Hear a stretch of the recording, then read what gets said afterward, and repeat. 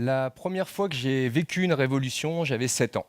C'est lorsqu'on m'a offert cet appareil, un ordinateur, un TO7 de la marque Thomson.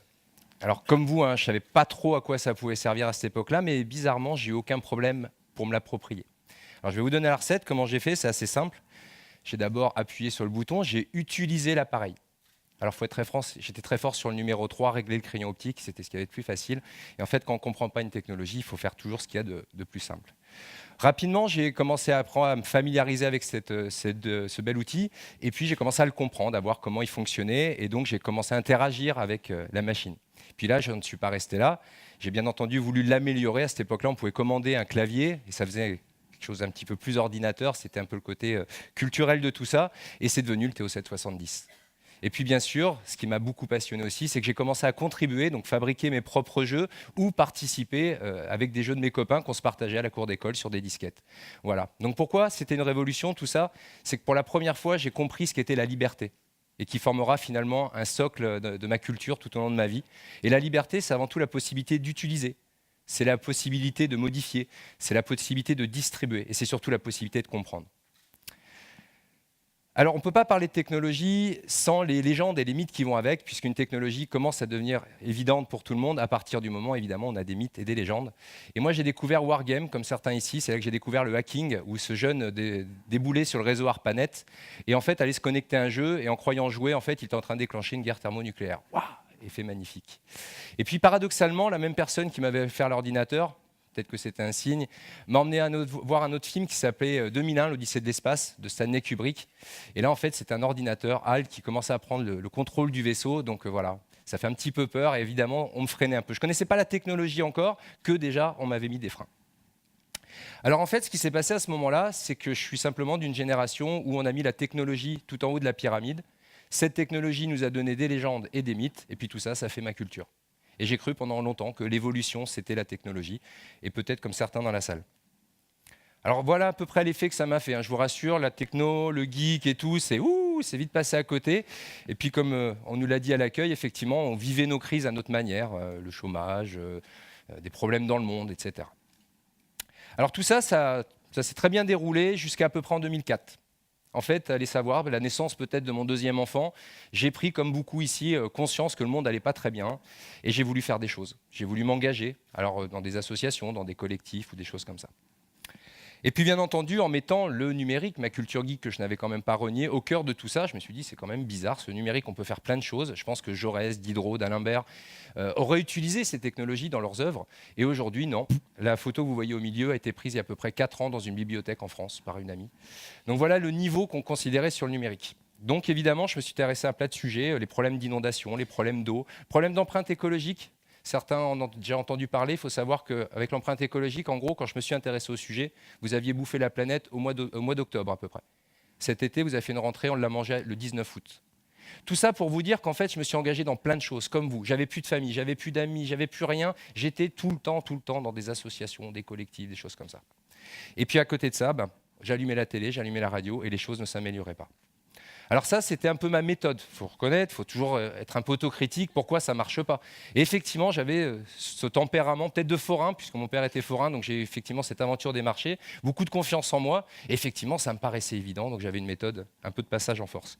Et puis bien sûr, je suis de la génération Internet, donc il y a les choses qu'on fait dans sa rue, il y a les choses qu'on fait dans son immeuble, puis il y a les choses qu'on vit aussi en ligne. Et moi, j'arrêtais pas de faire des yo-yo. Donc en fait, je m'investissais beaucoup en ligne. Et puis, évidemment, mes copains en bas me disaient « Ouais, mais t'es trop perché, t'es hors sol. » Ah bon. Alors, je venais dans le terrain, puis après, on me disait « Ouais, mais t'es trop bouseux, t'es trop terre à terre. » Et j'arrêtais pas de faire cet aller-retour. Et en fait, j'ai compris une chose, c'est qu'on avait un vrai problème essentiel, la confiance. Nous sommes actuellement dans une société qui ne se fait plus confiance. Et encore, quand on se fait confiance, si vous arrivez à trouver de la confiance, il y aura un autre problème, c'est la bienveillance. Il faut que ça dure dans le temps, la confiance. Et il s'avère que quand vous faites ces allers-retours entre le hors-sol et le in-vivo, derrière vous, forcément, il y a des choses qui se désagrègent. Et c'est peut-être pour ça, je ne veux faire aucune conclusion, mais c'est peut-être pour ça que notre monde associatif se porte si mal. C'est pour ça que l'économie sociale et solidaire dit beaucoup de choses, mais elle peine encore à créer des emplois, elle peine encore à créer les choses qui vont mal dans le monde, etc., etc. Alors à ce moment-là, on pourrait se dire, en gros, il est rentré chez lui, il a arrêté. Non, pas du tout. J'ai commencé à m'intéresser à ce qu'on voyait justement entre le hors-ligne et le en ligne. Et là, j'ai commencé à entendre parler des tiers-lieux.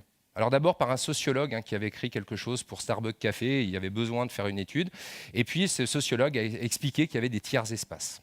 Alors moi, ce que j'ai surtout compris à ce moment-là, c'est très simple, c'est qu'en fait, contrairement à ce qu'on m'avait éduqué, là, en fait, la technologie revenait à sa vraie place, un outil, et que c'est simplement les gens qui poussaient des cultures et qui poussaient des mythes. Très important. Alors, qu'est-ce que c'est qu'un tiers-lieu? Parce que moi, évidemment, je pourrais vous en parler des heures, je suis devenu passionné, je suis tombé dans le chaudron comme Obélix. Un tiers-lieu, c'est d'abord quelque chose où on vient travailler pour soi. Comme ça, on n'est jamais déçu. C'est jamais un lieu qui est trop animé ou pas assez animé. Déjà, on vient pour soi, on ouvre son ordinateur. Et ça, c'est pour tous ces travailleurs nomades. On est tous de plus en plus à utiliser des ordinateurs. Et puis, on ouvre son ordinateur, on se connecte à du Wi-Fi. Et ça a donné un peu le télétravail. Rapidement, on s'ennuie un peu dans le télétravail. On a voulu travailler aussi avec d'autres. Et ça a donné le coworking, mouvement américain qui a très bien arrivé en Europe. Et effectivement, on mixe. De temps en temps, je travaille seul. Des fois, je travaille à plusieurs. Ces gens-là également qui travaillent différemment, forcément, ils vivent différemment, que ce soit sur les amplitudes horaires, leur mode de consommation. Au lieu de se vendre, on va se donner, on va se prêter, on va se louer. Et puis bien entendu, ces petits outils qui sont arrivés, les imprimantes 3D, vous en avez entendu parler. Alors on n'est pas encore à la grande révolution industrielle de Jérémy Rifkin, mais effectivement, on commence à avoir des imprimantes 3D dans tous ces tiers-lieux et on peut réparer la télécommande, le bout de plastique qui a cassé, on peut prototyper un objet qu'on n'a pas, une armoire Ikea, il nous manque une pièce, on peut la faire. Donc on vit un petit peu différemment. Et puis surtout, ce qui me passionne dans ces tiers-lieux, c'est que ce sont des gens qui entreprennent autrement. Mais surtout qui se sont réappropriés le mot entreprendre, qui a été tant galvaudé pendant longtemps et qui justement ne plaisait peut-être pas à l'ESS, à l'éducation populaire que je vous ai parlé tout à l'heure. Revenons sur le mot entreprendre. Entreprendre, c'est tout simplement faire à plusieurs, c'est faire ensemble. Que je sois rémunéré ou pas, j'ai entrepris une œuvre. Et ça, ces tiers-lieux ont vraiment une autre façon d'entreprendre. Et puis s'il y a à se travailler, vivre, entreprendre autrement, vous ne parlez plus de rôle, de grade, de je suis chef, j'ai de l'argent, j'ai pas d'argent, mais tout simplement de rôle et des postures, vous remettez de la poésie. Et c'est ce que j'aime beaucoup dans les tiers-lieux, puisqu'on parle de concierge, de veilleuse, de jardinier. Et ça change beaucoup de choses. Alors comment j'ai fait ça? Je ne cherchais pas un tiers-lieu, il n'y a pas besoin de militantisme ou autre, on le vit, c'est point barre. Il faut juste vivre un tiers-lieu, vous venez une fois, vous venez deux fois, vous en visitez un, vous en visitez deux, et à ce moment-là, vous comprendrez effectivement cet ADN des tiers-lieux. Donc nous, on a fait ça avec le comptoir numérique, une bande de crapauds fous à Saint-Étienne, qui avait simplement envie de mélanger la médiation numérique, qui avait envie de mélanger le coworking, qui avait envie de mélanger les hackerspace, mais tout simplement le faire d'une façon complètement spontanée. Donc on a appris en marchant, ça a donné le comptoir. Derrière, on a rencontré plein de gens, donc on s'est donné rendez-vous à Autran et on a créé une communauté qui s'est appelée la communauté francophone des tiers-lieux. On a démarré à 6. On est actuellement à peu près 1700, 1800 en francophonie. Et ça, c'était il y a à peu près 3 ans. Et puis, bien entendu, on n'en est pas resté là. On s'est dit, quitte à faire un tiers-lieu, rappelez-vous, je suis geek. J'ai ma culture geek. On s'est dit, il faut partager la recette. Donc, on a créé une méthodologie, Movilab. Et puis, à ce moment-là, on a commencé à documenter tout ce que nous faisions. Et puis, très important, il ne faut pas rester juste derrière son ordinateur. Rien ne remplacera une petite bière bue à Lille, avec mes amis lillois. Rien ne remplacera un petit repas entre midi et 2. Et c'est comme ça qu'on va apprendre justement comment les autres font leur tiers-lieu. Donc ça, c'est très important. Puis comme je suis entrepreneur, j'ai besoin de travailler. Donc le matin, je fais du coworking. Et l'après-midi, je fais du slow tourisme. C'est-à-dire que ce que je vais vivre fera partie intégrante de mon travail. Et c'est ça la magie, se laisser aller, dans une société où on contrôle bien sûr un peu tout. Puis à côté de ça, avec quelques amis également, on a décidé d'organiser le premier Tour de France du télétravail et des tiers-lieux, être un peu respectable de tout ça. Et on a fait comme ça à peu près une trentaine de villes. D'ailleurs, là, on est en train de faire la deuxième année de ce Tour de France et c'est assez passionnant puisqu'on rencontre des gens relativement brillants. Voilà, vous savez à peu près tout sur les tiers-lieux. Ce sont des espaces, ils s'en créent tous les jours, des dizaines en bas de chez vous. Alors c'est souvent des lieux qui se revendiquent tiers-lieux, rien de bâtiment, vous ne verrez pas des grues, vous ne verrez pas plein d'ouvriers. Non, simplement des gens qui font, des gens qui essayent de changer la société, mais qui sont beaucoup moins dans le dogme ou dans la prêche que dans le faire. Voilà, ils font tout simplement. Et puis moi, il s'est passé une chose, c'est que quelqu'un m'a mis ce bouquin dans les mains pendant mon voyage, pendant que je faisais du co-host slow tourisme. Il m'a dit, à mon avis, Johan, tu devrais regarder ça. Et là, effectivement, j'ai eu un gros bouleversement. J'arrêtais pas à chaque fois que je lisais une page de regarder la page d'accueil, la page de garde, en me disant, mais c'est nous. En fait, j'avais un problème, j'ai l'impression de voir les gens que j'avais vus à Paris, à Lille, etc. Alors pourquoi? Parce qu'en fait, dans ces tiers-lieux, on rencontre des gens fabuleux.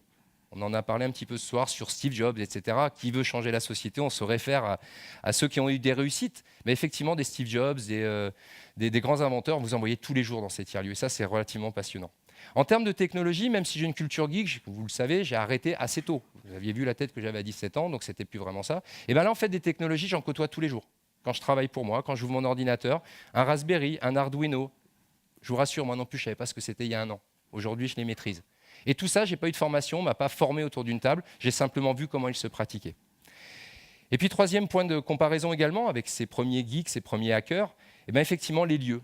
Là, vous vous trouvez devant le premier ordinateur de la société IBM, qui n'aurait jamais pu être une des 3 sociétés mondiales les plus importantes si, pendant la nuit, donc le jour, les ingénieurs venaient fabriquer les ordinateurs, et la nuit, les hackers, les petits jeunes du 3e, en fait, montaient et corrigeaient les erreurs des spécialistes.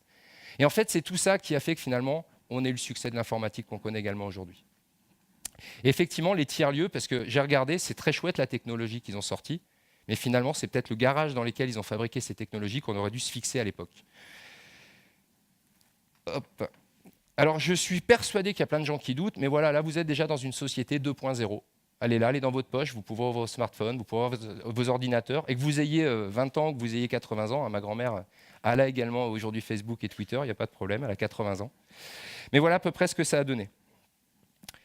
Alors pourquoi vous avez cette société 2.0 dans votre poche? Parce qu'on a fait des choix, la simplicité, le design. Et aujourd'hui, il n'y a pas une entreprise, une structure qui ne travaille pas aujourd'hui avec un ordinateur. Et puis pareil, le fait d'avoir développé ces technologies n'a pas empêché de développer des nouvelles activités professionnelles. À ma connaissance, tout le monde utilise ce genre d'outils. Par contre, moi, il y a une chose qui m'a beaucoup plu, c'est le petit 3e, celui qu'on parle un peu moins, qui pourtant est libre, c'est le fameux GNU Linux. Et ici, personne n'utilise GNU Linux. Non. Vous n'utilisez pas GNU Linux, vous utilisez une distribution. Et c'est ça qui est fabuleux. C'est-à-dire qu'il y a un capital informationnel commun à l'intérieur de ce logiciel qui appartient à tout le monde. Et à partir de ce capital informationnel commun, vous allez pouvoir fabriquer votre distribution, qui là s'appellera Ubuntu, Fedora, Mint. Là, vous utilisez ces choses-là. Mais GNU Linux n'est simplement qu'un patrimoine informationnel commun. Et l'avantage qu'on a quand on travaille sur du patrimoine informationnel commun, c'est qu'on ne fait pas que de la technologie.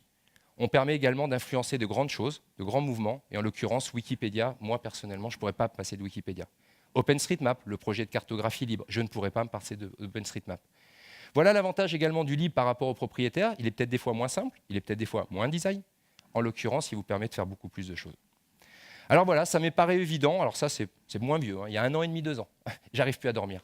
Je suis persuadé que nous avons inventé l'ordinateur du XXIe siècle.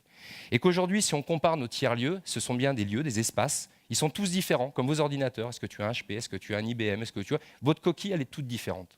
À l'intérieur, il y a un système d'exploitation. Vous avez choisi le simple, le design, le libre. En tout cas, il y a un système d'exploitation. C'est un langage qui permet à la machine de tourner. Ensuite, vous avez des logiciels. Pourquoi pas réfléchir aujourd'hui DiscoSoup, WeShare, Make Sense, tous ces mouvements qui fonctionnent très bien aujourd'hui, qui dans le hors-sol, aujourd'hui emmènent des tas de gens. WeShare, vous imaginez, 1 an, 46 pays qui ont été réunis dans le monde en 1 an sur la Conso Collab. Et si ça, on le réfléchissait en logiciel et qu'on le mettait dans nos tiers-lieux, on aurait beaucoup moins besoin de s'évangéliser, beaucoup moins de parler, on pourrait agir. Et enfin, le dernier point, bien entendu, les groupes d'utilisateurs, comme ceux qui ont amélioré le GNU Linux de l'époque. Voilà, donc ça fait toujours très court pour parler d'une passion. Et si des gens ici pensent que je ne suis pas concret, alors on va être très concret pour juste finir.